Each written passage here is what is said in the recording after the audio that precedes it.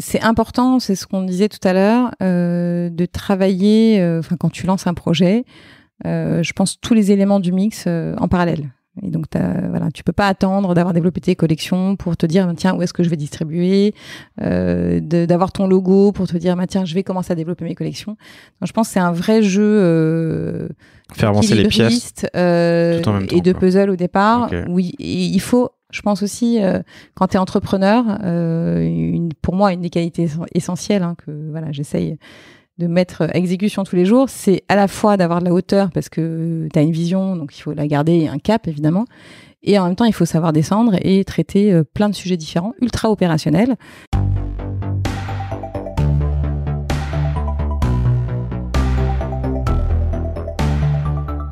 Bonjour, vous êtes sur le point d'écouter un nouvel épisode du Panier, le podcast e-commerce dans lequel on décortique les recettes gagnantes des acteurs du commerce en ligne. Mon objectif est de dénicher avec vous les meilleurs conseils et retours d'expérience pour se lancer et progresser dans la vente en ligne. Acquisition, parcours client, outils, plantage, réussite, apprentissage, on abordera ici tous les sujets sans tabou. Je suis Laurent Kretz, cofondateur de Cosa Vostra, agence de conseil tech et créative. Avec la meilleure équipe du monde en conception, créa, dev et contenu, j'accompagne des boîtes de toute taille dans leur stratégie digitale. Contactez-moi sur lepanier@cosavostra.com, sur LinkedIn ou sur notre site cosavostra.com. Bonne écoute.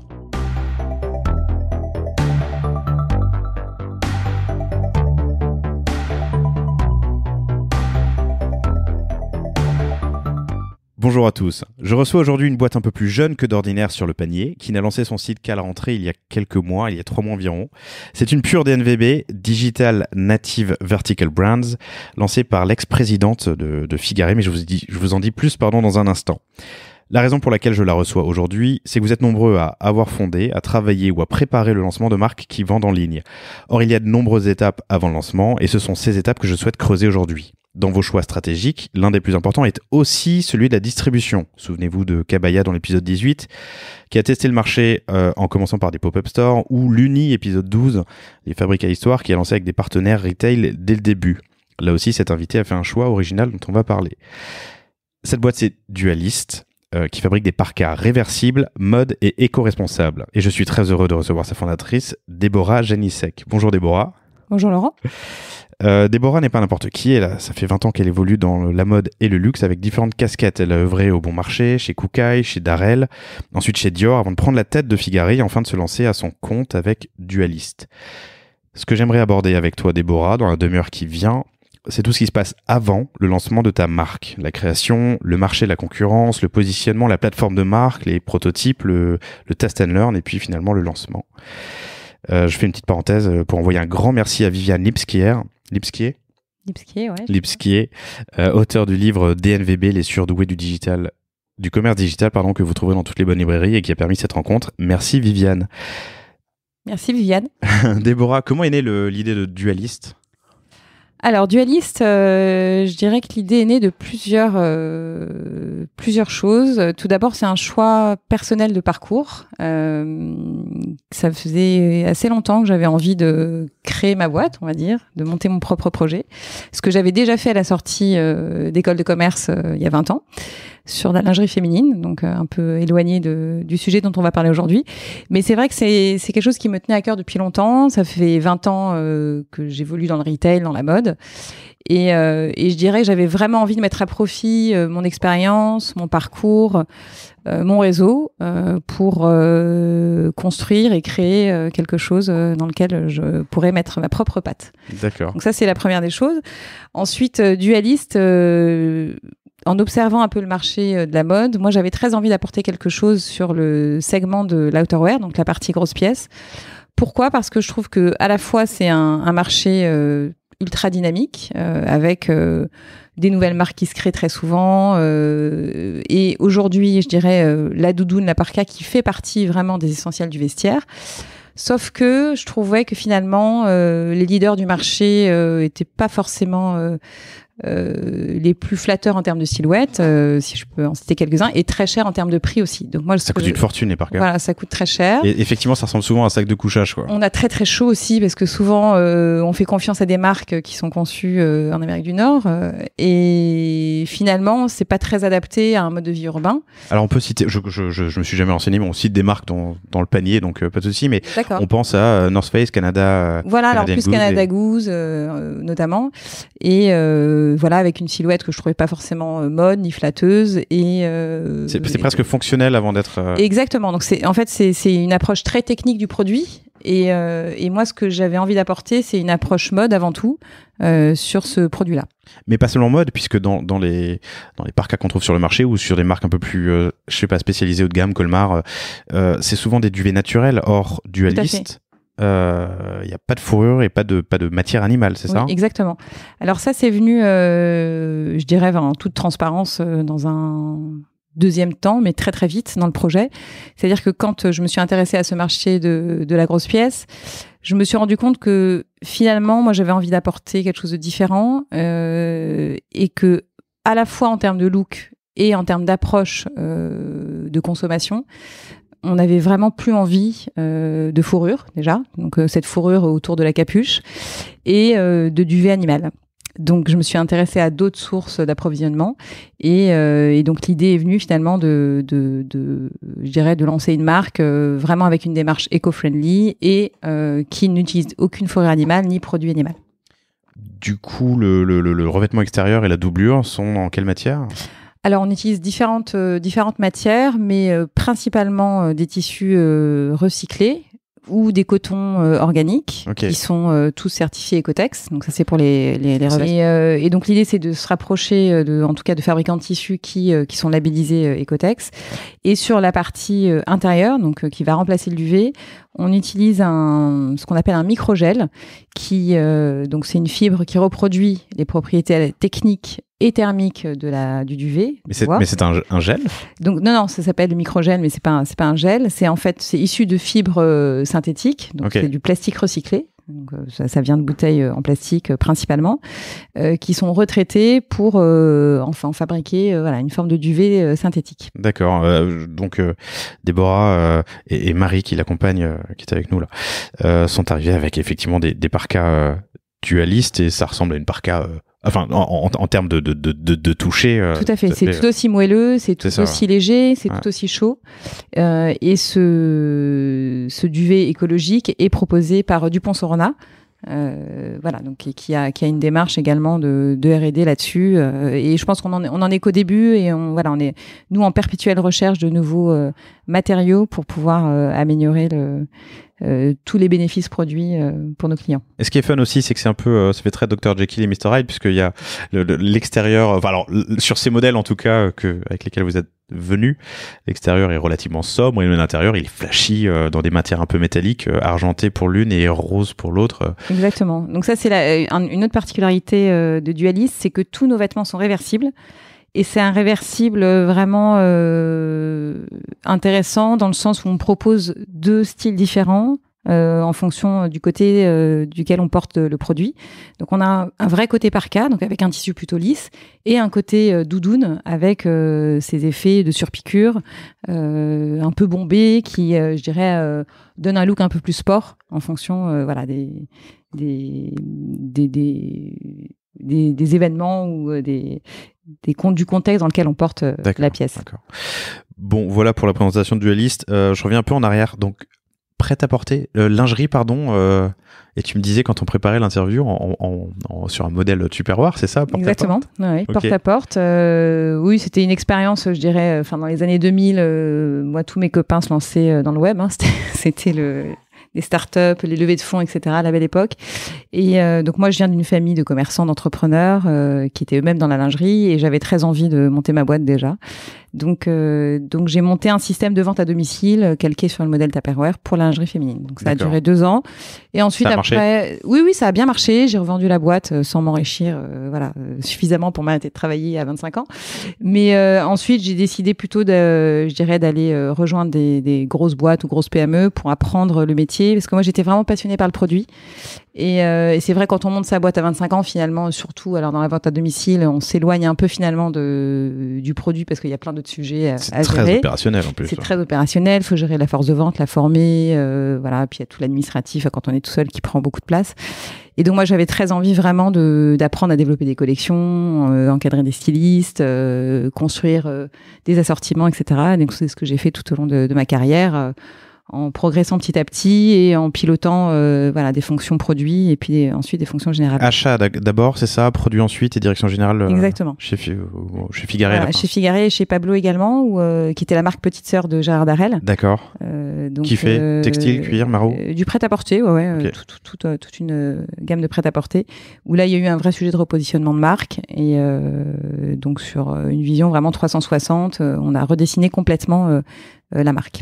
D'accord. Hyper intéressant, donc très entrepreneurial aussi en fait. Oui, assez finalement. Et c'est vrai que finalement, quand j'ai quitté Figaré, j'ai réfléchi quelques mois. Et donc juste pour recontextualiser, tu quittes Figaré il y a à peu près 1 an, fin 2018, et là on est fin 2019. Oui, donc en quelques mois, tu réfléchis à ce que tu vas faire ensuite, tu crées la marque, tu la lances et on se voit aujourd'hui. Exactement. C'est vrai, quand j'y pense, c'est assez rapide, c'est assez dingue. Mais je t'ai interrompu, donc tu quittes Figaré. Et c'est vrai, quand je réfléchis aux environnements dans lesquels je me sens alignée et je prends le plus de plaisir, c'est principalement des environnements d'entrepreneurs. Et donc, je vais avoir 42 ans et je me dis, c'est le moment de me lancer. Plus une rencontre avec donc le patron de Zappa que je connaissais. Qui est aussi une marque de prêt-à-porter. Tout à fait. Et comment qui pèse, qui fait une cinquantaine de millions de... Exactement, qui est établi avec un très beau parc retail. Et finalement, en discutant avec lui du projet, on s'est dit qu'on avait un intérêt commun à le faire ensemble. Et... Donc, tu discutes du projet, tu sais déjà ce que tu vas faire. Quand est-ce que tu cristallises ta vision, ton envie de faire réinventer la parka? De réinventer la parka, je dirais que c'est début février. En plein hiver, ça a du sens d'un côté, mais... Tout à fait. Et j'avais très envie aussi, c'est Dualiste aussi est né de ça, à la fois d'aller sur du monoproduit, parce que je pense que c'est aussi une nouvelle façon d'aborder le prêt-à-porter, parce qu'on développe une expertise en profondeur uniquement sur un produit, sans développer des collections fleuves, et en essayant surtout de répondre au plus près des besoins des clients. Et à côté de ça, alors que moi je suis quand même un pur produit retail, même si j'avais déjà touché au e-commerce, au web, chez Figaré, chez Pablo, etc., j'avais aussi très envie d'expérimenter le modèle digital, de par son agilité, de par les succès qui m'inspiraient, qu'on a pu connaître ou lire dans le bouquin de Viviane sur les DNVB. Je trouve que c'est une nouvelle page qui se tourne pour le retail et la mode, et j'avais très envie d'aller expérimenter ce modèle. D'accord, donc tu cristallises ta pensée autour de la parka, c'est ce que tu te dis, tu vas réinventer la parka, monoproduit pour développer ton expertise, et puis j'imagine en plus une certaine légitimité, qu'on peut associer une marque à un produit, et là on est début 2019, donc janvier-février. Tout à fait. Qu'est-ce qui se passe? Quelle est la première chose que tu fais? Tu rencontres Zappa à quel moment? Vous connaissiez déjà? Oui, on se connaissait déjà. J'avais travaillé un peu pour Zappa en tant que consultante sur des sujets d'offres et de produits. Et en parallèle, on commence à discuter du projet. Et là, se passe peut-être un travail un peu en solo où je me pose sur le projet, le concept, le marché. Et donc, je dirais qu'il y a d'abord quand même une étude un peu de ce qui se fait, un benchmark du marché. Ça, tu le fais seul, hein? Ça, je le fais seul. Et en parallèle de ça, on commence à poser quelques chiffres, évidemment. Ça, c'est la partie réaliste du business, puisque même si c'est pas une fin en soi de gagner de l'argent, c'est créer une entreprise. L'idée, c'est quand même de créer de la valeur. Ouais. Voilà. Donc, on se pose sur les chiffres, sur les grandes lignes, et puis après, bien sûr, sur toute la partie plateforme de marque qui vient vraiment immédiatement. D'accord. Alors, pour pas aller trop vite, bien sûr. sur cette partie analyse de marché, J'ai vu des tarifs entre 400 et 600 euros, je peux dire de bêtises. Oui, on a un prix moyen panier moyen, autour de 450 euros. 450 euros. Donc on démarre à 350 et on termine à 550 euros sur le modèle le plus long. Ce qui vous place au... Alors, ce qui nous place à un endroit, donc là, voilà, c'est un des éléments, je dirais, pour démarrer un projet comme ça, c'est de faire un mapping, c'est assez classique, de regarder, je dirais, sur un axe mode, un axe prix, un peu comment se placent les concurrents, donc les spécialistes de l'outerwear.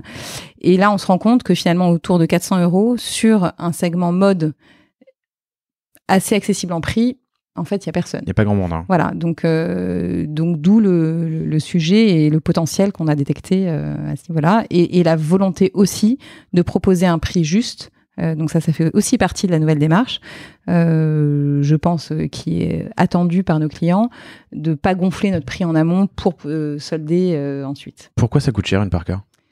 Alors parce que c'est technique. Avant Dualist. Oui, bien sûr. Alors parce que c'est technique quand même. Donc ça veut dire qu'il y a de la recherche sur les tissus. Il y a beaucoup de différents matériaux qui composent la parka elle-même. Ça s'assemble sur une chaîne automatiquement. Il y a de l'assemblage à la main. Non, ça s'assemble automatiquement. Ok. Et ensuite, il y a des traitements pour que votre parka elle soit déperlante également. Et ce qui coûte aussi cher, c'est évidemment toute la partie garnissage animal principalement, mais ou synthétique comme on le fait pour que ça tienne chaud. Ok. Donc tu fais cette étude marché, étude positionnement, étude de la concurrence. En parallèle et très rapidement, tu crées ta plateforme de marque. Tout à fait. Comment est-ce que vous procédez ? Et alors juste pour compléter l'étude marché, ce qui est très important aussi, c'est le qualitatif. Donc moi j'ai pas fait un questionnaire à des milliers de personnes, mais voilà, je pense que j'ai interrogé quand même dans mon entourage proche et moins proche autour de 200 personnes pour voilà savoir quel parka ils avaient dans leur placard, quelles étaient leurs attentes. Tu avais un process ou tu faisais ça de manière assez de manière informelle, intuitive, ouais, plutôt intuitive, ouais. Et donc, mail, échange téléphonique ou rendez-vous physique. Premier cercle, deuxième cercle. Premier cercle et deuxième cercle, ouais, exactement. Et tu mettais l'information quelque part ou... Oui, que je stockais sur un ordinateur, mais voilà, sans. Je dirais que c'était vraiment du qualitatif avec des verbatim qui m'ont permis aussi de construire ensuite des collections. Et j'imagine la plateforme. Tout à fait. D'accord. Ouais, et qu'est-ce que tu tires de ces entretiens ? Alors qu'il y a une vraie attente justement sur le fait de dire on paye beaucoup trop cher cette pièce-là déjà, donc un positionnement prix. C'est une pièce sur laquelle on investit qui accompagne, c'est comme un. Moi je compare souvent aussi la parka ou la doudoune au sac, c'est-à-dire que c'est vraiment quelque chose, une pièce dans laquelle on va investir et qui nous accompagne tous les jours, donc et qui doit à la fois nous protéger et en même temps il y avait une vraie attente sur le look. En me disant, voilà, j'ai pas envie d'être engoncée, j'ai envie d'être libre de mes mouvements, d'être confortable, et en même temps, alors des attentes différentes, parce que les hommes, ils ont des attentes très fonctionnelles, il faut que on puisse prendre un scooter facilement, etc. Et chez la femme, je dirais que ça manque de fun, voilà, on a envie de choses un peu plus rigolotes. D'accord. Donc tu stockes tout ça et tu commences à travailler sur ta plateforme de marque. Et sur les collections en parallèle. Et sur les collections en parallèle. Voilà, donc comme c'est vrai que je suis un cas peut-être atypique dans le sens où le lancement de Dualist s'est fait en quelques mois. Il a fallu travailler sur tous les sujets très vite. Donc là, on était février-mars, oui. Peut-être début du printemps. Donc, premier salon tissu février. Donc on travaille à la fois les collections, la marque, le benchmark, le business plan en même temps. Et tout ça, tu le fais toute seule ? Toute seule avec mon associé et très vite avec Marie qui me rejoint sur la partie digitale, qui me rejoint en avril. Donc plateforme et collection et d'accord. Et alors... Viviane qui m'a également accompagnée bien sûr sur la partie plateforme et qui m'a pas mal challengée également sur l'approche justement digitale versus une approche retail plus traditionnelle. D'accord.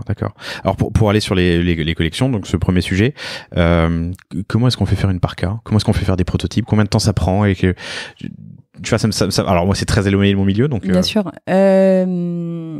Alors déjà on regarde ce qui se fait sur le marché et on se dit tiens, j'aimerais bien cette forme. Voilà, donc je dirais qu'on élabore une première idée, un premier draft artistique entre guillemets d'une silhouette, de ce qu'on attendrait. Et ensuite, on choisit des matières. Là, tu bosses avec un styliste ? Oui.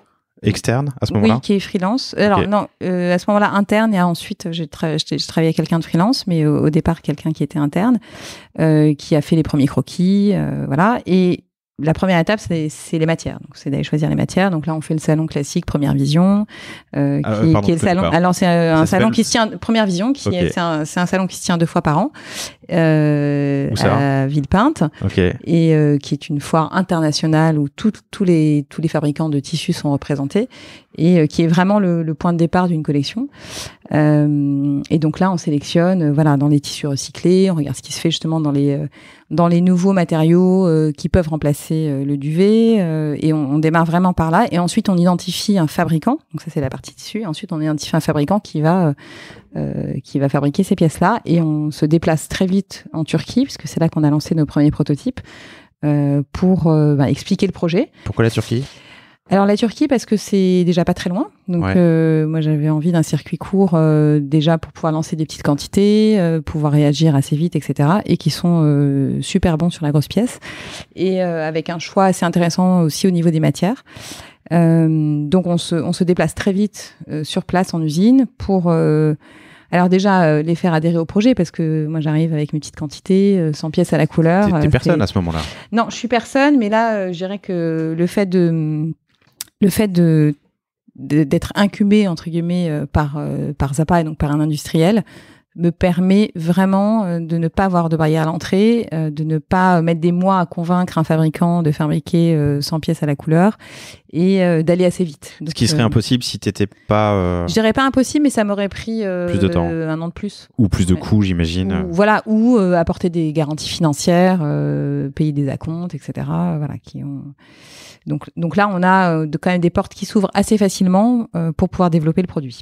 D'accord. Zapa, tu les fais entrer au capital ? Vous êtes partenaire ? Oui. Enfin, vous êtes associé ? Associé. D'accord. Et les fournisseurs que tu vas voir en Turquie sont les fournisseurs de Zapa ? Alors, celui que je suis allée voir en Turquie, il a fabriqué pour Zapa à L'Homme à l'époque, mais donc il n'est pas fabricant actuellement de Zapa.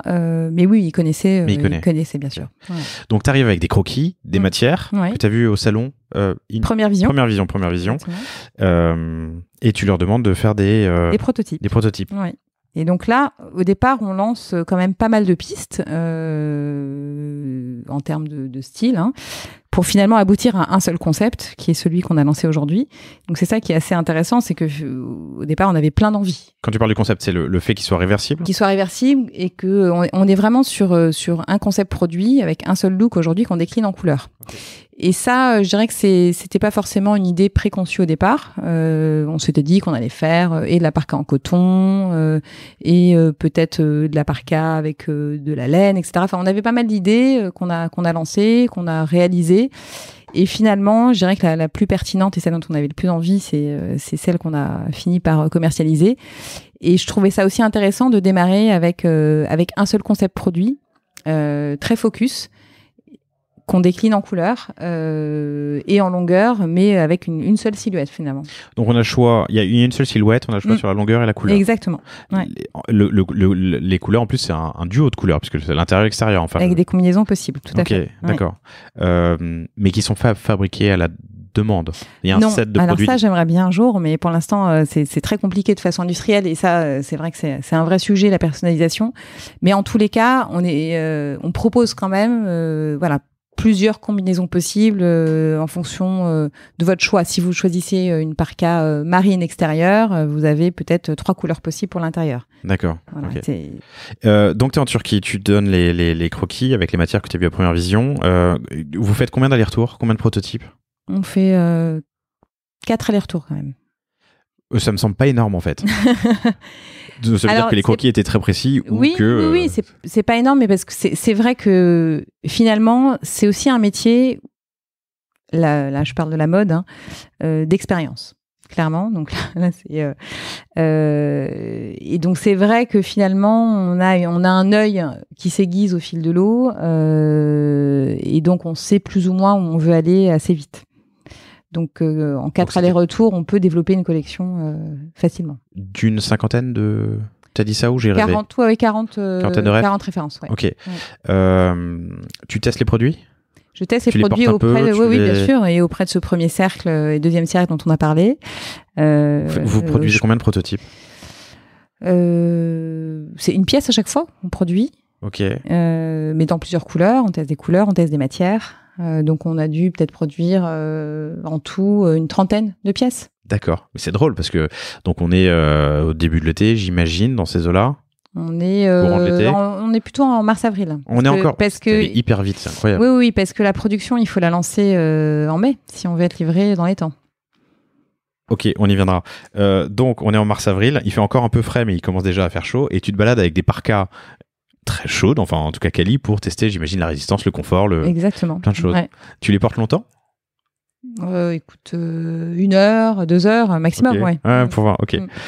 Je prends juste en note ce que tu viens de me dire. Et tu les fais tester à ton entourage, tu les valides, vous faites 4 allers-retours et vous arrivez au produit final que tu vas décliner sur une 40aine de refs. Ça, c'est Exactement. pour créer les Ouais. collections. Ouais. Et là, tu dis qu'on est donc milieu du printemps, mars-avril, et que tu dois placer à ce moment-là la commande pour Tout à être fait. livrée en septembre. Donc c'est là où c'est un exercice pas évident que voilà, moi j'avais jamais fait parce que C'est un exercice, pourtant- un gros pari aussi. oui, oui, pourtant des achats, voilà, c'est vraiment mon métier de base. J'en ai, je dirais, piloté et fait beaucoup dans ma carrière, mais c'est vrai que là, on achète un peu blind, donc l'idée c'est quand même de suivre ses intuitions en se disant que je vais vendre plus de noir que de jaune. Voilà, mais en même temps, il faut quand même pouvoir donner un choix suffisamment large quand on est une nouvelle marque pour attirer suffisamment de clients, etc. Donc voilà, donc on pose une commande sur ces parkas hommes et femmes et on y va. Dans cette industrie, tu payes à la commande. Oui, bien sûr. Donc c'est un gros pari. Je peux te demander combien? Non, peut-être pas, mais n'hésite pas à me le dire si tu veux me le dire.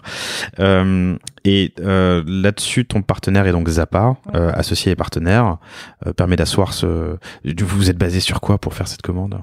Sur le business plan qu'on s'était écrit, on s'est dit voilà, on veut à peu près faire tel chiffre d'affaires et sur le web et sur la boutique. Donc tu peux donner tes objectifs ou pas sur ta première année? Non, parce que je dirais que c'est tellement un exercice un peu flou que je préfère pas. Mais en tout cas, l'idée c'est de poser quand même des chiffres réalistes sur un lancement et à partir de ça de se dire pour atteindre ce chiffre d'affaires, en estimant que je vais avoir 20% de résiduel, ce qui est un standard métier, j'ai besoin de fabriquer tant de pièces. 20% de résiduel, c'est t'as commandé 100 et il t'en reste 20 à la fin. Exactement. Que tu vas passer en solde ou en autre. Oui, ou que tu reconduis l'année d'après, sachant que comme on est sur un métier aussi, on a des grilles de taille assez larges, on n'est pas sur une taille unique. Le résiduel, voilà, il est mathématique parce que tu peux jamais acheter exactement évidemment, ce que tu vas. D'où l'importance enfin l'importance non, mais l'intérêt de faire de la personnalisation ou de la production à la commande, mais ça c'est impossible. Donc il faut 6 mois pour faire cette collection? Il faut 6 mois, oui, c'est ça. En fait, mon stress d'entrepreneur, il n'est pas de surcommander, parce que tu peux toujours écouler un stock, c'est de sous-commander. C'est-à-dire que si au milieu de l'hiver... C'est un vrai sujet, mais complètement. En fait, tu es victime de ton succès, ce qui est une bonne nouvelle. Tu as une porte de sortie? Alors, j'ai une porte de sortie, c'est pour ça que j'ai voulu m'adresser notamment à des fabricants en proche import. Ouais. C'est que j'ai choisi des tissus sur lesquels je savais que je pouvais me réapprovisionner sur les écrus assez facilement. Et donc, voilà, je pouvais potentiellement réassortir si besoin pendant la saison. En cours de saison. Okay. Ouais. J'ai reçu, donc il y a quelques semaines ici, Kabaya qui fait, je sais pas si tu connais, mais fait des bonnets avec pompons interchangeables. Ah non. C'est des, maintenant ils font des bonnets, des serviettes, enfin plein de choses. Et la manière dont ils ont testé le marché, ils sont allés produire en Pologne je crois une dizaine de milliers de bonnets qu'ils ont vendus dans des pop-up stores pour tester. D'accord. En grande surface et en plein milieu de décembre, ils avaient déjà tout vendu et ils ont réussi à refaire produire 10 000 bonnets additionnels. Donc, c'est ce que tu dis, l'importance d'un circuit court. Et puis, j'imagine, une fois que la manufacture est formée, enfin, a fait ton produit, voilà, le faire plus facilement. Si tu veux, c'est vrai que le plus long, ça a été de mettre au point, toute la partie patronage, modélisme, fitting. Ça a été vraiment le plus long. Et surtout que c'était la première fois qu'ils faisaient nos modèles. Et la réversibilité du produit. Ça, c'est vrai que c'est une vraie prouesse technique. Pour que le produit soit aussi beau de chaque côté. Et étanche et confortable. Exactement. Ouais, donc ça a été, je dirais, que la partie la plus longue. Maintenant, une fois que l'usine connaît notre modèle, finalement, le nerf de la guerre dans ce métier, c'est d'avoir du stock matière. Parce que finalement, pour produire, je dirais, je sais pas, 200 pièces, 300 pièces, ça peut durer 2 ou 3 semaines si on a toutes les matières ou toutes les composantes, le zip, le bouton pression. Donc en parallèle de ça, évidemment, on a travaillé sur l'identité visuelle. Et donc sur toute la partie hang tag, labeling. Toute la partie quoi, pardon? Donc sur toute la partie étiquetage, labeling, la griffe. Labeling, ok. Qu'est-ce que tu as dit avant? Hang tag, donc c'est les étiquettes carton qu'on met sur le produit. D'accord. Et c'est vrai que c'est un puzzle parce que là, le fabricant te dit ah non mais les zips ils arrivent à telle date, il faut que tes étiquettes, tes griffes tissées. Donc ça c'est un ensemble de composants où tu te dis il faut que voilà tout arrive en même temps pour que tu puisses produire dans les temps. Et qu'à mi-septembre, quand tu ouvres ta boutique, tu puisses livrer, quoi. Voilà, les cintres, exactement. Très bien, temps de prod et collection. Et donc, en parallèle de tout ça, tu crées ta plateforme de marque. Oui. Là, il te faut une identité, il faut exister. Vous irez voir, je vous invite à aller voir les stories du compte Insta qui sont, je trouve, assez léchés. Comment tu t'y prends? Là-dessus, tu te fais accompagner, c'est ça? Alors, je me fais accompagner par tout d'abord un graphiste sur la partie identité visuelle. Puis il faut chercher le nom aussi. Donc là, ça a été du brainstorming entre amis, en famille, avec combien des de associés. Il y a eu pas mal de noms parce que finalement, le nom, c'est vraiment une partie très compliquée parce qu'il y a un volet juridique. Souvent voilà avec plein d'obstacles et tu te rends compte que même si t'as trouvé, tu te dis j'ai une super idée de nom et en fait il est pris ou il est pas déposable ou voilà, donc ça a été un peu long et le nom on l'a trouvé en mars. Le nom final. Enfin, pas trouvé, c'est-à-dire qu'on a pu le déposer, etc. Le nom final en mars. Voilà. Ok. Donc 6 mois, quelques semaines après avoir commencé à travailler. Ouais. Donc un graphiste, le nom, la marque. Voilà, et la plateforme de marque. Donc je travaille d'une part avec Viviane. Comment tu définirais la plateforme de marque? En termes d'outils, tu veux dire? Ouais. Je dirais que pour moi, c'est un concentré de ce que tu veux faire passer dans ta marque. Donc, et en termes de valeur, et en termes d'ambition, et en termes de vision. Voilà. Et donc, il faut aller plus loin que te dire, je veux faire des belles parkas. Et moi, dans ma plateforme de marque, ce qui m'anime, c'est vraiment le mouvement, la liberté de mouvement. Une des valeurs aussi essentielles, c'est la mode. C'est-à-dire que j'avais envie vraiment de faire un produit mode.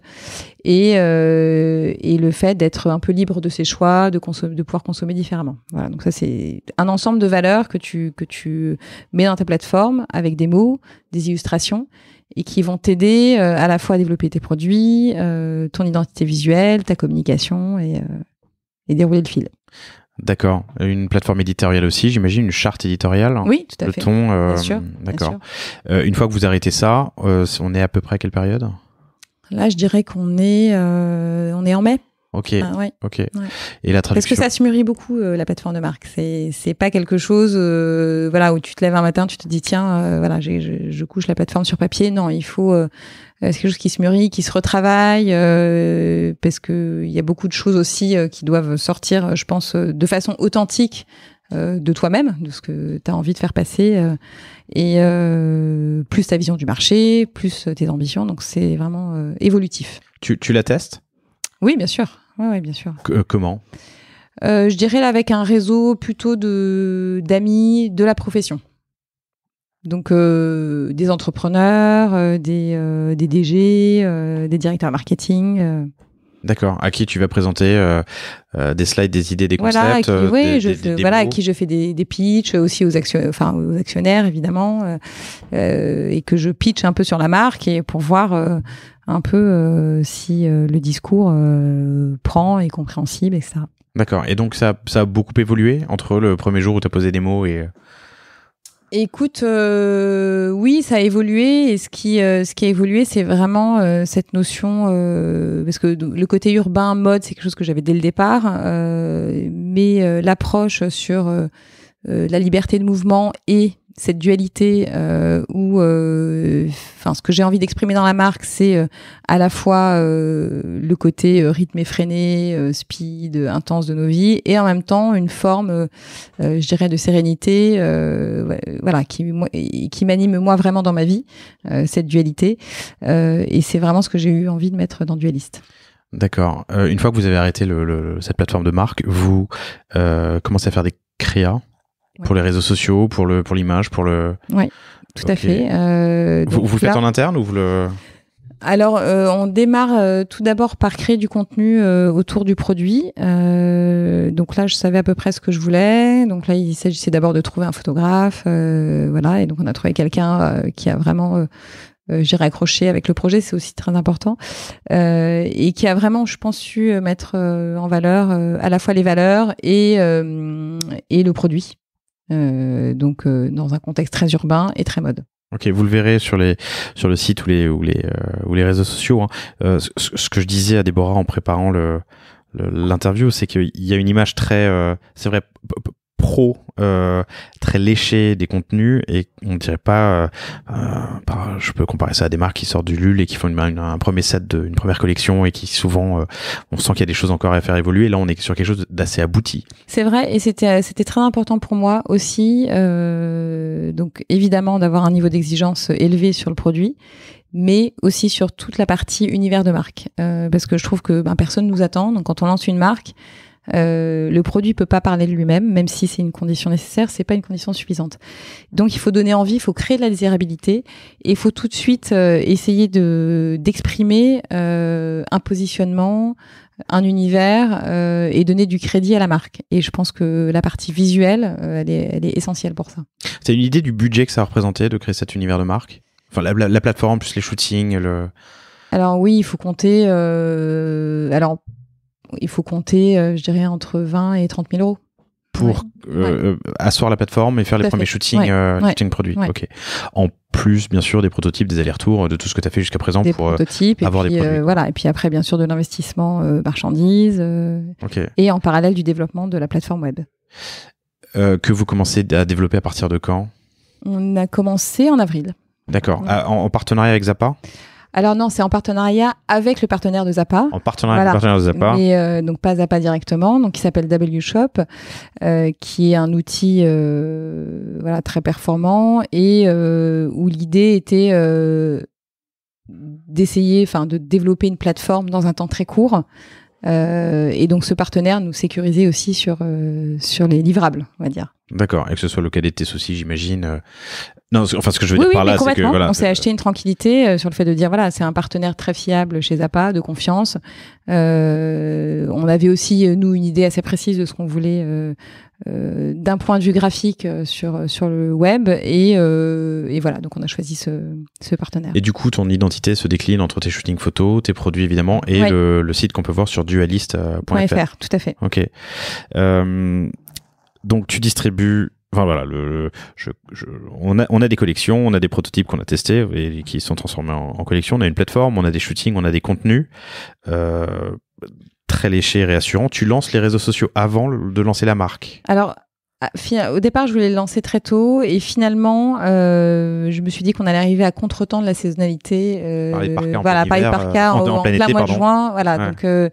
Donc finalement, on commence un peu timidement en juillet-août à monter la communauté et à faire un teasing, un peu d'aspirationnel pour lancer live en septembre. Inspirationnel. Ok, donc on ne montre pas encore le produit? Non, au départ, on ne montre pas le produit. Tu le montres à partir de quand? Dès qu'on est en ligne. Dès que vous êtes live. Donc mi-septembre, c'est ça? Oui, c'est ça. Je reviens un tout petit peu en arrière. Non, j'y reviendrai plus tard. Je voulais parler de saisonnalité, mais on en parlera après. Donc on arrive en septembre et vous lancez le site. Et comment se passe le lancement? Et le lancement se passe bien. Je dirais qu'on n'a pas tellement de bugs, donc c'est plutôt chouette.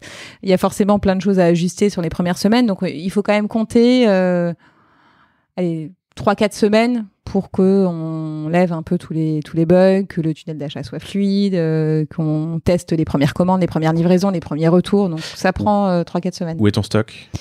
Et mon stock est vers Besançon, dans les entrepôts mutualisés avec Zappa. Mutualisés avec Zappa, tout à fait. Géré par Zappa ou un partenaire extérieur? Un partenaire extérieur. Tu peux donner son nom? Non, pas d'intérêt. D'accord. Ouais.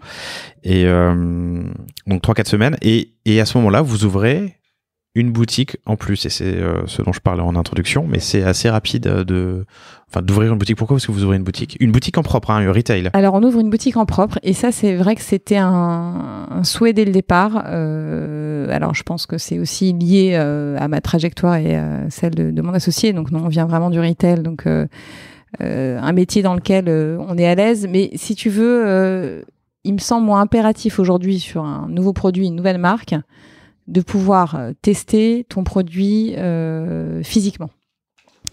Et donc, on avait très vite envie de tester une boutique pilote avec ce concept, en lien avec le web. Parce que moi, je suis convaincue en plus que ça nourrit également le web, d'un point de vue dynamique commerciale. Et ça s'avère être assez pertinent d'ailleurs aujourd'hui. Je me rends compte que les nouveaux clients ont besoin d'essayer le produit, ont besoin de le voir. Pas tous, hein, donc certains commandent, vont ajuster leur taille avec un échange, etc., sans voir le produit.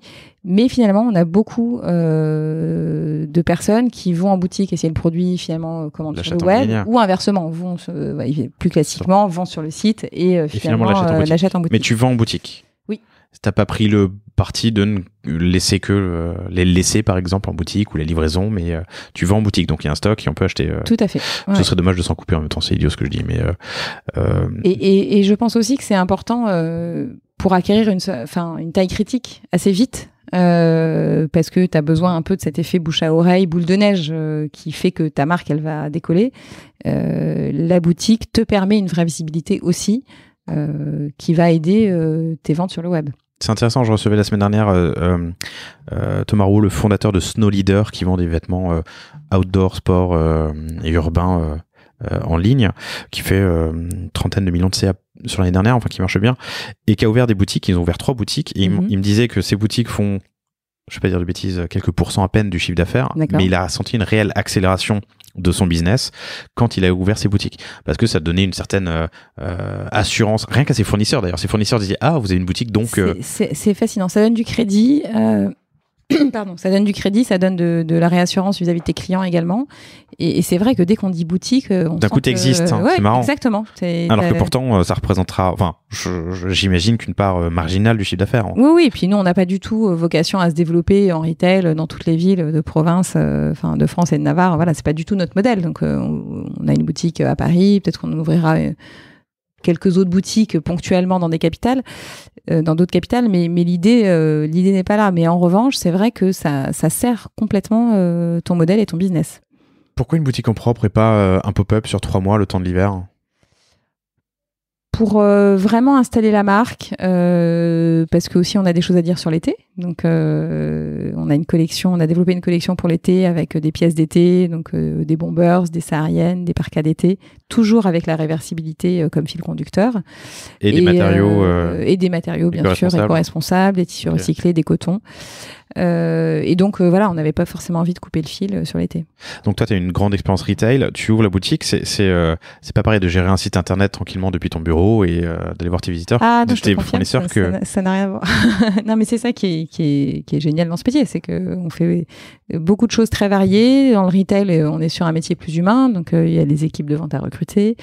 Et puis le contact avec le client, moi la boutique, j'y vais aussi, tu vois, tous les samedis pour échanger avec les clients, savoir d'où ils viennent, comment ils ont connu la marque, qu'est-ce qu'ils pensent du produit, et c'est très très riche d'informations. Avec des cycles de production comme tu as, donc 4 semaines, non tu disais 3 à 4 semaines quand tu as les matériaux et qu'une fois que la manufacture est rodée, on va dire, mais 6 mois pour développer un nouveau produit, en tout cas quelques mois. Comment tu intègres les retours, tu les intègres pour la saison prochaine, du coup? Oui, tout à fait. Ouais. Tu as un backlog d'évolution, une liste d'évolution ou de modifications? Plein. D'accord. Oui, c'est vraiment... c'est complètement évolutif et on prend en compte... si tu veux, quand il y a vraiment un consensus sur une remarque ou sur une demande d'amélioration, on l'intègre dans les prochaines collections. D'accord. Pour être précis pour aller creuser un peu l'apport de la boutique.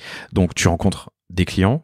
Oui. Tu peux creuser sur des choses très quali, la vision de la marque, l'usage, comment ils vous ont connu, l'évolution du produit. Bien sûr. Qu'est-ce que tu en apprends? Qu'est-ce que ça t'apporte de plus? Donc c'est une vitrine aussi, c'est ce qu'on disait. Donc c'est un axe de communication finalement. Tu peux faire de l'événementiel, vous avez fait l'événementiel. On est en train de travailler sur des idées d'événements justement autour de l'univers urbain de la marque, donc, avec peut-être de la personnalisation des parkas. Voilà, il y a plein d'idées en effet. Ça permet aussi de faire rue du Four, dans le 6e arrondissement. Dans le 6e arrondissement, ok. Ça permet également, ce qu'on aimerait faire, de faire peut-être des meet-up avec soit nous, soit des influenceurs qui vont travailler avec nous et je dirais de faire vivre la marque physiquement. D'accord, ok. Et vous allez en ouvrir d'autres, tu as dit peut-être, dans d'autres capitales? Surtout que vous avez un nom qui est très international, d'ailleurs, Dualiste. Tout à fait. Il n'y a pas de E. Exactement. Pour l'instant, on ne se l'est pas écrit, mais c'est une possibilité. D'accord. Et des corners? On a ouvert 2 pop-up. Oui, okay. Tout à fait. On a ouvert 2 pop-up au printemps, un à l'homme et un à la femme. Et donc là aussi, c'est super intéressant d'être confronté à une clientèle plus internationale, qui connaît pas la marque, donc ça donne une vraie visibilité. Et c'est aussi intéressant de voir comment se comportent l'homme et la femme, qui ont deux façons d'acheter complètement différentes. C'est vrai que je t'ai pas posé la question, mais sur les 40 refs, on est hommes et femmes.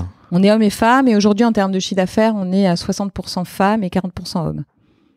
D'accord. Sur les modèles ressemblent à ceux que vous portez aujourd'hui? Alors oui, je dirais que C'est quoi les grosses différences? L'homme est plus classique, si on parle par exemple des meilleurs modèles, les best-sellers, étonnamment.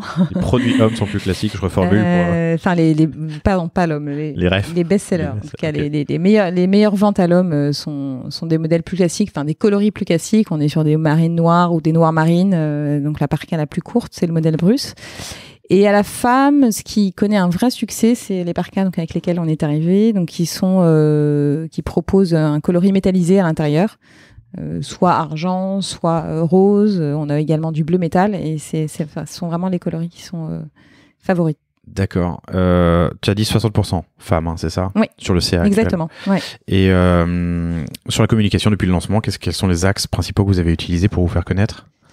Alors, l'aspect déjà réversible, le côté éco-responsable, et c'est un vrai... Alors ça, c'est intéressant parce que moi, j'ai pas voulu du tout en faire un axe militant. Je dirais que c'est pour moi plus un prérequis dans ma démarche. Quand je dis, voilà, je crée une nouvelle marque, je cherche des nouvelles façons de fabriquer des vêtements, c'est plus un prérequis qu'un acte militant. En revanche... je me rends compte que ça permet de croiser des vraies attentes clients, et pas forcément que des plus jeunes, que je croise d'ailleurs en boutique notamment, ouais. Et qui me disent ça fait 1 an que je cherche une doudoune sans duvet animal, ou alors je suis venue parce que ce qui m'intéressait, alors le produit est beau mais aussi éco-responsable. Donc c'est vrai que moi ma première démarche c'était de faire un produit mode qui plaît, désirable évidemment, et dans un deuxième temps avec une nouvelle façon de fabriquer, mais je me rends compte que c'est un touchpoint très fort. Ok, j'entends.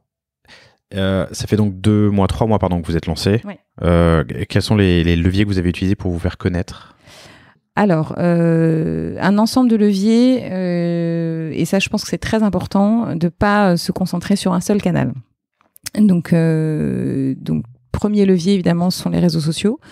Donc là on a travaillé à la fois sur de l'influence, du sponsoring de posts, un peu d'incarnation aussi, parce que je pense que c'est ce qu'attendent les clients, savoir un peu ce qu'il y a derrière la marque. C'est une question pas évidente, de savoir incarner ou non sa marque. C'est pas évident, et c'est pas forcément natif, je dirais, mais je pense que c'est intéressant de le faire. Alors il faut trouver le bon ton, le bon dosage, ne pas tomber dans la caricature, et je pense que c'est très important aussi de le faire de façon authentique.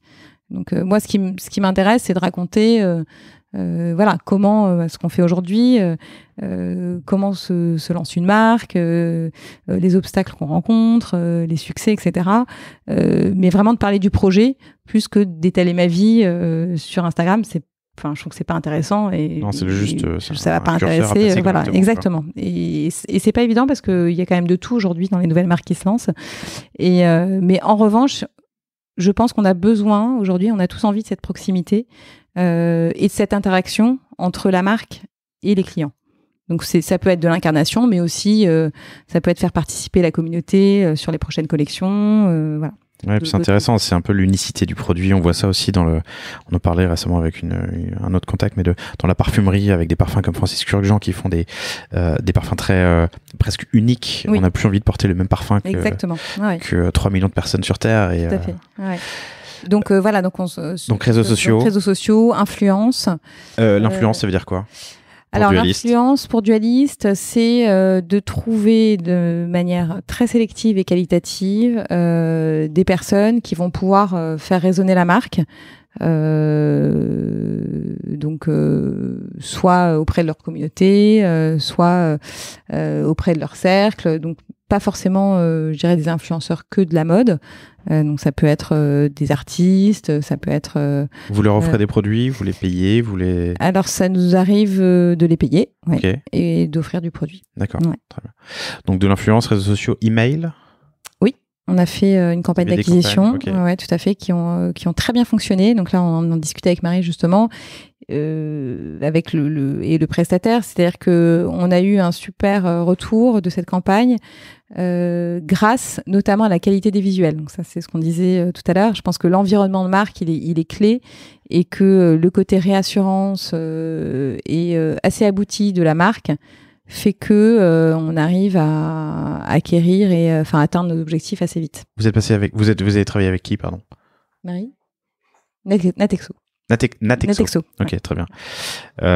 Email, influence, réseaux sociaux, et puis une belle campagne de PR aussi, non? Alors, une belle campagne de PR, oui. Donc ça, c'est un vrai sujet. Je dis ça parce que on vous trouve très rapidement, alors que le site bien sûr. est tout récent. Non, on travaille avec une agence de presse un peu traditionnelle, voilà, mais c'est aussi indispensable, je pense, pour se faire connaître. Le print, ça reste aujourd'hui un des... Vous avez fait du print? Alors, on n'a pas fait d'investissement média. Ouais. En revanche, on a eu des papiers dans le print. Ah oui, d'accord. Grâce au travail, grâce au travail RP. Comment s'appelle le...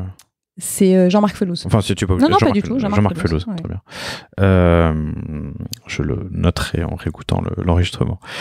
PR, influence, réseaux sociaux, emailing. C'est quoi affichage sauvage? De la guérilla, du guérilla marketing, du street marketing? Oui, c'est un peu ça. C'est-à-dire que c'est des campagnes d'affichage qui sont pas forcément du déco, mais sur des palissades. Voilà, en mode. Avec un angle particulier, j'imagine. On peut pas simplement vendre une parka sur un mur. Oui, avec un visuel. C'était quoi? C'est nos mannequins, donc un couple, voilà, qui porte la parka, qui met en avant le côté réversible et avec la marque de façon assez massive sur l'affichage. Donc dans Paris Intramuros. T'es capable de mesurer l'impact? Là, tu fais de la notoriété, tu fais un peu d'image. Difficile. On me l'a cité une fois en boutique en me disant tiens, j'ai vu une campagne d'affichage, mais après, est-ce on n'arrive pas à mesurer s'ils sont venus pour ça ou parce qu'ils nous avaient vus sur Instagram ou dans la presse. En revanche, c'est vrai que la presse, je pense que ça a une résonance assez forte. Et les réseaux sociaux, je dirais que Instagram, moi, je suis assez fascinée par la puissance,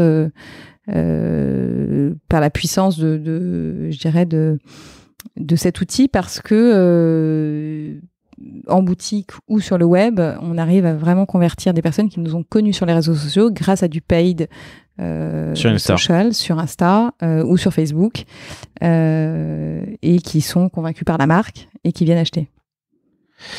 C'est effectivement assez incroyable parce qu'il fait le propre des DNVB, c'est qu'on a des leviers et des outils c'est propre et surtout aucune rupture de canal. Et là, tu as des gens qui arrivent en boutique. Et qui viennent en boutique comme une destination, qui se déplacent pour venir voir le produit, l'essayer et repartir avec. Quel type de profil, quel type de personne fait ça? Écoute, des personnes qui recherchent des produits, enfin des choses assez précises, donc on en a parlé tout à l'heure, soit des doudounes qui n'ont pas d'UV animal, ou des personnes qui ont adhéré au look du produit. C'est vraiment ton cœur de cible, qui a vu la pub sur Insta en sponsor et qui se rend en boutique. Ouais, exactement. Ok, intéressant. Boutique, corner, site internet, est-ce que vous vendez sur des places de marché, des marketplaces? Alors, on est présent sur Place des Tendances, uniquement. Pourquoi uniquement et Place des Tendances, parce que c'est un partenaire, moi, avec qui j'avais déjà travaillé, avec qui Zappa travaille et donc avec qui nous avons une relation de confiance. Et pour l'instant, on n'a pas vocation à se développer dans d'autres dans d'autres marketplaces, parce que déjà, on souhaite vraiment maîtriser notre politique commerciale. Donc, il faut savoir que chez Dualist, on ne souhaite pas aujourd'hui faire de remise ou de solde. C'est vraiment notre approche. T'as rien fait pour Black Friday il y a une semaine? Rien du tout. Enfin, on a fait autre chose. On a fait une campagne où on a reversé une partie de nos ventes à une association qui lutte contre la déforestation. Donc, mais on n'a pas fait de campagne de remise. Et surtout qu'on a construit notre business model là-dessus en se disant qu'on a des prix qui sont compétitifs, qui sont justes, qui sont pas surmargés. Donc avec une marge, je dirais, qui permet à l'entreprise de croître, mais pas de façon superficielle. Et donc, on ne fera pas de solde ni de remise pendant les ventes privées, etc. Donc, tu veux maîtriser ta distribution, et c'est pour ça que pour l'instant, tu te limites à Place des Tendances. Quelle importance a joué ton réseau? Ça fait 20 ans, tu as un peu d'expérience. Quelle importance a joué ton réseau, ton expérience dans la... Alors, je dis pas encore la réussite, mais je te le souhaite de tout cœur, évidemment. Je te remercie. Écoute, non, une importance assez clé parce que ça permet de gagner beaucoup de temps. Parce que ce qui compte aussi, c'est de savoir s'entourer. Donc, je te disais, on est 4, mais évidemment, on a tout un écosystème autour. Alors, je sais pas si tu l'as dit pendant l'enregistrement, mais pour l'instant, Dualist, c'est 4 personnes. Exactement. Dont toi, dont Marie qui est présente, et 2 autres. Un styliste, c'est ça? Voilà, un styliste en freelance et une personne qui s'occupe de l'international. D'accord. Du développement international. Ça, ce sont les 4 personnes. Donc, ça veut dire 3 employés. Oui, complètement. Ok. 3 employés dédiés. Après, on a évidemment la structure en back-office de Zappa qui nous aide énormément. Zappa, c'est combien de personnes? Zappa, c'est 35 personnes. D'accord. Et donc, on a vraiment, par exemple, si je peux citer l'exemple de la supply chain et de la production, des personnes qui nous accompagnent complètement sur toute cette partie-là, ou sur la partie retail également. Mais c'est vrai que à côté de ça, on s'entoure également soit de freelance, soit de prestataires qui vont... Que tu connaissais de tes vies antérieures? Oui, que je connaissais ou que j'ai rencontré par réseau. Donc c'est vrai que le réseau, ça permet vraiment d'accélérer les choses et de frapper aux bonnes portes, que ce soit pour le développement commercial ou pour s'entourer des bonnes compétences. Alors le réseau est, comme tu le disais tout à l'heure, Zappa, qui est le partenaire industriel, qui permet d'accélérer les choses aussi, quoi. Oui, complètement. Et d'avoir un projet abouti et qui tient la route. On a livré dans les temps. Le produit, il répond au niveau d'exigence de qualité qu'on s'était fixé. On n'a pas eu de bugs majeurs sur le web également. On a pu avoir affaire à un partenaire de qualité. Donc tout ça fait que je pense que l'expérience a permis de... On est mi-décembre, la saison commence, elle se termine, on peut dire qu'elle commence. Elle commence. On peut dire qu'elle commence. On peut dire qu'on connaît une vraie accélération de nos ventes depuis 2 semaines sur le web. Tu peux l'attribuer à quelque chose? Je pense que c'est le résultat de toutes les actions qu'on a mises en place depuis le mois de septembre, et que la saison démarre vraiment maintenant. D'accord. Voilà. J'ai pas vérifié, donc du coup je pose la question de manière très naïve et candide. Le SEO, vous le travaillez? Oui, bien sûr. Avec une agence? Oui. Ok. Oui. Et c'est une part importante du trafic? Tu as une idée? C'est une part assez importante, oui. C'est important du trafic, oui. Et alors, donc la saison commence. Vous êtes comment par rapport à vos objectifs, sans donner de chiffres, du coup? Écoute, on est pas mal par rapport à nos objectifs. On a pris un peu de retard sur le lancement. Évidemment, donc c'est pas tout rose, c'est vrai que on n'est pas à 100%, parce qu'on a ouvert la boutique un peu plus tard, parce que on n'écrit jamais le fait qu'on a besoin de 4 ou 5 semaines pour roder le site, et que se faire connaître finalement, quand personne ne t'attend, et faire venir du trafic sur ton site, ça prend du temps. Part de zéro, oui. Et que finalement cet effet un peu exponentiel boule de neige, il prend du temps à se mettre en place. Une fois qu'il se met en place, je pense que ça peut aller très vite. Donc je dirais que c'est plutôt un décalage par rapport à nos ventes, plutôt que qu'un retard, qu'un décroché par rapport à nos objectifs. Mais on sent ce qui est super positif, c'est qu'on sent une vraie accélération. Il y a un vrai enthousiasme, en tout cas qu'on rencontre vis-à-vis de nos clients, et ça c'est génial. Le produit plaît, la marque plaît, l'univers plaît, et les indicateurs vraiment sont en croissance, que ce soit le trafic, le taux de conversion, etc. D'accord. Et vous préparez donc pour l'après-saison des produits d'été, tu l'as dit tout à l'heure, plus légers? Exactement. Mais toujours sur le même principe? Toujours sur le même principe, réversible. Avec deux looks ou 2 matières différentes sur chaque côté du produit. Et pour le coup, on a diversifié un peu en termes de silhouette, puisque c'est l'été. Donc on va avoir comme je te le disais, des petits blousons, des bombers, des sahariennes, des parkas d'été, des façon kawaii, etc. D'accord. Alors, pour prendre un peu de hauteur, pour finir, est-ce que, si j'ai rien oublié, mais je ne crois pas, est-ce que tu peux tirer ça fait 1 an que tu as quitté à peu près, je crois. Oui, c'est ça. Figare, c'est ça. Donc tu as eu l'idée, t'as lancé des prototypes, tu as créé ta collection, tu as fait la plateforme de marque, tu as lancé le site, tu as lancé la boutique et un corner. Est-ce qu'il y a quelques principaux enseignements réussites que tu pourrais t'attribuer et plantages éventuellement ou choses que tu ferais de manière différente si tu te relançais demain? Écoute, enseignement, je pense que c'est important, c'est ce qu'on disait tout à l'heure, de travailler, quand tu lances un projet, je pense tous les éléments du mix en parallèle. Et donc, tu peux pas attendre d'avoir développé tes collections pour te dire, tiens, où est-ce que je vais distribuer, d'avoir ton logo pour te dire, tiens, je vais commencer à développer mes collections. Donc, je pense que c'est un vrai jeu faire avancer les pièces tout en même temps, et de puzzle au départ. Okay. Oui, il faut, je pense aussi, quand tu es entrepreneur, pour moi, une des qualités essentielles que j'essaye de mettre à exécution tous les jours, c'est à la fois d'avoir de la hauteur parce que tu as une vision, donc il faut la garder, et un cap évidemment, et en même temps il faut savoir descendre et traiter plein de sujets différents, ultra opérationnels, et vraiment parfois du petit détail, mais qui vont avoir son importance dans finalement la cartographie globale. Donc ça c'est super important, je pense, dans le parcours en tout cas de lancement. Donc premier enseignement, c'est de faire avancer toutes les pièces du puzzle en même temps et savoir prendre suffisamment de hauteur pour voir loin. Mais Exactement. Deuxième enseignement, je dirais que c'est savoir bien s'entourer, mais pas s'alourdir. Moi, j'avais déjà pas du tout envie d'une structure trop importante. Il y a combien de personnes chez Figare? Chez Figare, une trentaine. Une trentaine siège, donc c'est aussi une petite structure. Mais c'est vrai que moi, je crois beaucoup aux liens très courts, au circuit d'information fluide et au fait qu'on n'a pas besoin de s'entourer, en tout cas au départ, de trop de monde pour mener à bien toutes les tâches. Et puis, on apprend en faisant et il vaut mieux être trop petit, un petit peu trop petit parfois par rapport à la taille du projet parce que ça peut tuer une boîte d'être trop lourd finalement pour le projet mais vraiment savoir bien s'entourer dans le sens où il faut s'entourer de personnes qui à la fois vont être en phase en termes d'énergie et de valeur avec le projet et l'entreprise et aussi être très polyvalent. Donc là, je regarde Marie en particulier, mais c'est vrai que Marie... Rester agile, quoi. Non, mais hyper agile. Marie, on l'a embauchée, par exemple, avec une mission clairement e-commerce, web, digital, mais elle va pas hésiter à faire l'ouverture d'une boutique ou l'installation d'un pop-up au printemps. Voilà, donc c'est un exemple très concret, okay. Mais c'est à la fois une question de mindset et de compétences, et donc savoir bien s'entourer, choisir les bons partenaires, ça me paraît essentiel.